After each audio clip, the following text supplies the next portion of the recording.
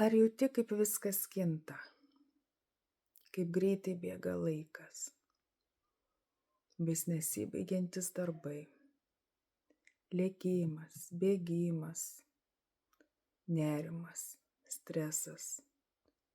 Tiesiog kaip voverė rate, sukiesi be jokio atodūsio. Ar gali prisiminti, kada ramiai galėjai atsisėdus išgerti kavos puodelį? Tiesiog be jokių minčių. Kada galėjai ramiai paskaityti savo vaikui knygą? Su mylimuoju susikabinus rankomis vaikščioti pajūriu ir grožėtis gamta? Paskambinti savo artimajam ir paklausti, kokia jo diena, kaip jam sekasi? Ar gali pasidžiaugti už kito sėkmę, už kito laimę, nepavydint jam, neapkalbant jo, o tiesiog iš visos širdies palinkint jam geros kloties? Mes nebemokame gyventi šioje akimirkoje, šioje būtyje, džiaugtis čia ir dabar, neskubant. Tad leiskim savo širdžiai atsipalaiduoti, džiaugtis šio būviu. Nežalok savęs.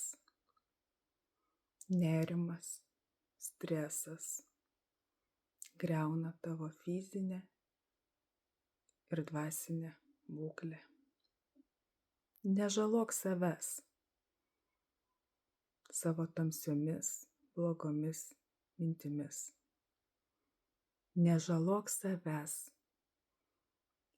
prisiimdamas atsakomybę už kitą žmogaus gyvenimą, jo požiūrį, jo klaidas, jo elgesį. Atsimink ir sustok. Mes gyvename tik šioje akimirkoje ir ji praeis labai greitai. Tai ar tau reikalingas šis chaosas? Viskas priklauso nuo mūsų požiūrių, nuo mūsų minčių, taip kaip mes iš tikrųjų norime gyventi. Ir tu gali viską keisti pati pats. Viskas priklauso tik nuo tavęs. Sustok, nebeliek ir išmok būti šiame būvyje, šioje akimirkoje.